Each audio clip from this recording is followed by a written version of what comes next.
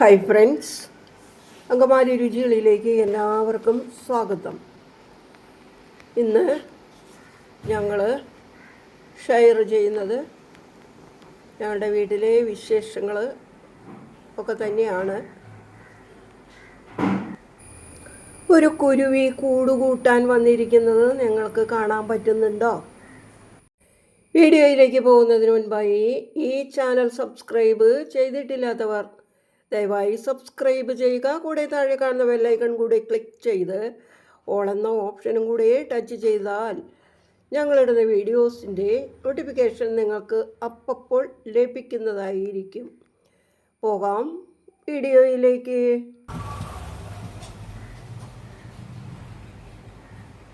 പാടി മുത്തേ, ഇങ്ങോട്ട് പാടി മുത്തേ.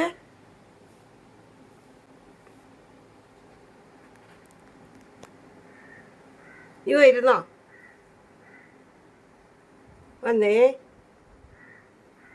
വാടി.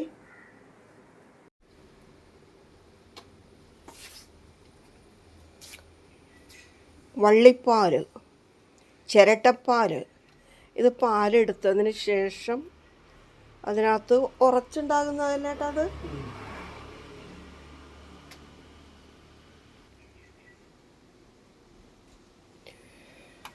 ഫുൾ ടൈം പണി. നമുക്ക് ഈ വളപ്പിലൊന്ന് പോയാലോട്ടാ. ഞാനും കൂടെ വരാം. ജാതിക്ക പറക്കാൻ മണിയാർമൻ്റെ ഉണ്ടാവില്ല. അവിടെ ചക്ക മൂപ്പാവാറായോ? എന്നാൽ തെക്കേ വളപ്പി പോയാലോ? മത്തങ്ങാക്കുരു കുറച്ച് നടാനുണ്ട്. പുല്ലൊടിച്ച്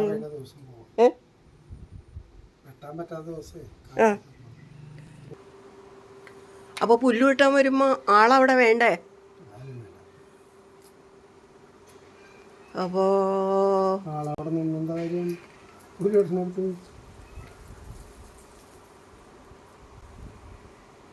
ഒരുപാട് കാടുണ്ട് അല്ലേ?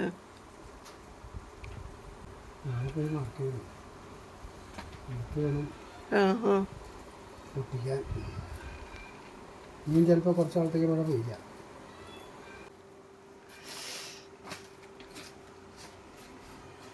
ജാതിക്കായ അത് ഏത് വിളപ്പിന്ന് കിട്ടിയതാ? വടക്കേ വിളപ്പിന്നാണോ? വലിയ വിളപ്പിന്ന്. ഞാൻ എന്ന് പോന്നെങ്കിലോ എന്ന് ഞാൻ ഓർത്തതാ, പിന്നെ മടിച്ചു. ഇനി നാളെ എവിടെയാ പോണേ? നാളെ എവിടെയാ? ആ, ഇത് വെട്ടിയിട്ടുണ്ട്. അവിടെ പോയി. അപ്പം ഞാൻ ഒരു കാര്യം ചെയ്യാം. നാളെ ചേനയിലെ പുല്ല് പറിച്ച് തരാം. ചേനയിലെ പുല്ല് പറിച്ചാ കൊള്ളിയിലും പുല്ല് പറിച്ചോ. അപ്പോൾ രണ്ടു കൂട്ടത്തിലും വളവിടാം. ഇത് കണ്ടോ, നല്ല പൂക്കൾ. 10-20 കളർ ഉണ്ടായതാ, എല്ലാം കൊണ്ടുപോയി കളഞ്ഞു. ഇനി മീൻ പറ്റിച്ച് എല്ലാവരും കിട്ടുക.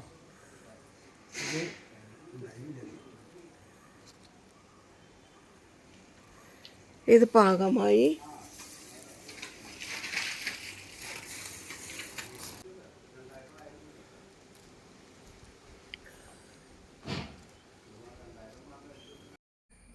ഇത് ഞൊട്ടാഞ്ഞൊടിയിനാണ്, തനിയെ മുളയ്ക്കുന്നതാണ് കേട്ടോ. ഗോൾഡൻ ബെറി എന്നറിയപ്പെടുന്ന ഈ ഞൊട്ടാഞ്ഞൊടിയന് പുറത്ത് ലുലുവിലൊക്കെ ഭയങ്കര വിലയാണെന്നാണ് പറയണ കേട്ടെ.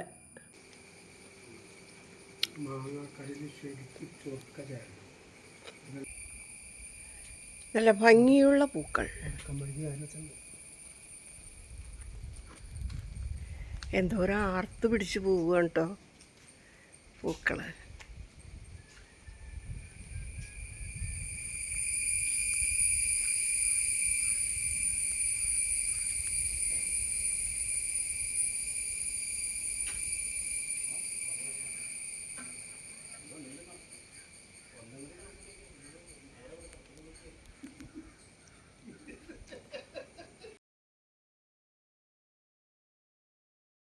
ചക്ക ഒരെണ്ണം ഇട്ട് കൊണ്ടിട്ടുണ്ട്. അത് വെട്ടി ഉരിഞ്ഞ് എടുക്കാം. ഈ ചക്ക ഈ വർഷം ഞങ്ങൾ ആദ്യമായിട്ട് കറി വയ്ക്കണതാണ് കേട്ടോ. ഇത് ഒടുവിലാണ് ഉണ്ടായത്.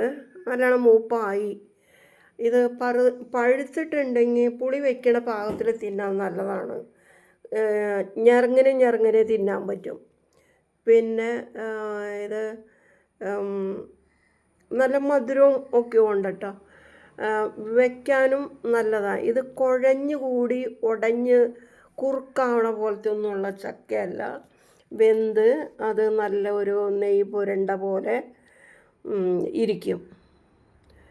അപ്പോൾ അത് ഇറച്ചിയിലൊക്കെ ഇട്ട് കഴിക്കാനായിട്ട് നല്ല ടേസ്റ്റായിരിക്കും. ഇതിപ്പോൾ ഞാനിത് ഉലത്താൻ വേണ്ടിയിട്ടാണ് ഞാനിപ്പോൾ ഇത് നന്നാക്കി എടുക്കുന്നത്. ഇത് പുഴുങ്ങിയിട്ട് ഉലത്തിയെടുക്കും. അപ്പോൾ ഒരു കഷ്ണം ഞങ്ങൾക്ക് പുളി വെച്ച് തിന്നാൻ കരുതി മാറ്റി വയ്ക്കുന്നുണ്ട് കേട്ടോ. ഇത് ഉരിഞ്ഞെടുക്കാനായിട്ട് അത്ര വലിയ പാടൊന്നുമില്ല. പിടിയിൽ നിന്ന് അടർന്ന് കൂഞ്ഞയിൽ നിന്നും വിട്ട് കിട്ടും. അതുകൊണ്ട് തന്നെ നമുക്ക് എളുപ്പമുണ്ട്. ചിലത് കൂഞ്ഞയിൽ നിന്ന് വിടില്ല.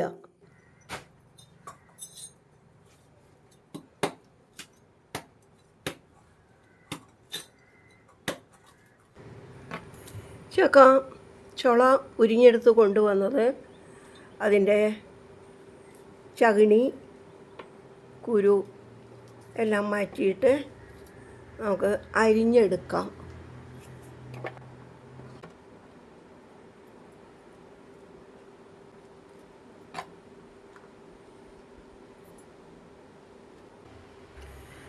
അരിഞ്ഞെടുത്ത ചക്ക ഒരു കുക്കറിലാക്കിയിട്ട് ഉപ്പും വെള്ളവും അത്യാവശ്യം വെള്ളവും ഒഴിച്ച് ഒരു വിസിലടിപ്പിച്ചെടുക്കുക.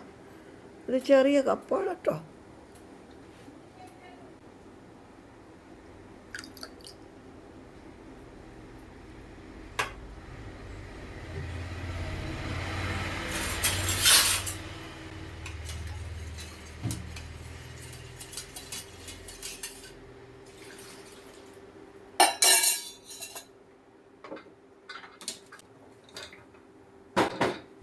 ചക്ക ഒരു വിസിലടിച്ച് കഴിയുമ്പോൾ തീ ഓഫ് ചെയ്തിട്ട് അതിൻ്റെ ആവിയെല്ലാം കളഞ്ഞ് മൂടി വയ്ക്കണം. കാരണം വേവ് കടന്നു പോകും. ചക്ക വേവായിട്ടുണ്ട്. വെള്ളമൊക്കെ വറ്റി നല്ല പാകം വേവായി. വിസിൽ പോയി. ഇപ്പം തന്നെ ഞാൻ തീ ഓഫ് ചെയ്തിട്ട് അപ്പം തന്നെ എല്ലാ ആവിയും കളഞ്ഞ് എടുത്തതാണ്. പുറത്താനുള്ള പാത്രം അടപ്പത്ത് വെച്ച് വെളിച്ചെണ്ണ ഒഴിച്ച് കാഞ്ഞിട്ട് കടുകിട്ട് പൊട്ടിച്ചിട്ട് ഉള്ളി മുളക് കറിവേപ്പിലയും ഇട്ടു. ഇനി അതൊന്ന് മൂത്ത് വരുമ്പോൾ മുളക് പൊടി ഇടുന്നു. ചക്ക കപ്പയൊക്കെ വളർത്താൻ എല്ലാവർക്കും അറിയാം എന്ന് എനിക്കറിയാം. എന്നാലും വളർന്നു വരുന്ന തലമുറകൾക്കൊന്നും ഇത് അറിയണമെന്നില്ലല്ലോ, കൊച്ചുമക്കൾക്ക്. അപ്പോൾ അവർക്ക് വേണ്ടിയിട്ടാണ് ഞാനിതൊക്കെ കാണിക്കുന്നത്. എന്നോട് പലവരും പലപ്പോഴും ആവശ്യപ്പെടാറുണ്ട് ഇതെങ്ങനെയാണെന്നുള്ളതൊന്ന് പറയണേ അമ്മയെന്ന്. അപ്പോൾ അതുകൊണ്ടാണ് ഞാനിതിങ്ങനെ ഇടുന്നത്. ഇത് ഉണക്ക ഇറച്ചി ആണ് കേട്ടോ. അത് വെള്ളത്തിലിട്ട് ഇത് ഞാൻ വേവിച്ചിട്ട് റെഡിയാക്കി വെച്ച ഇറച്ചിയാണ്. അപ്പോൾ അതുകൊണ്ട് അത് ഒലത്തി തോർത്തിയെടുത്തിരിക്കുന്നതാണ്. അപ്പോൾ ചോറിന് കറി ഇറച്ചി ഒലത്തിയതും, അതായത് ഉണക്ക ഇറച്ചി ഒലത്തിയതും മാങ്ങാ കറിയും ഉണ്ടാക്കി. ഇതുവരെ ഇത് കണ്ടുകൊണ്ടിരുന്ന എല്ലാവർക്കും നന്ദി.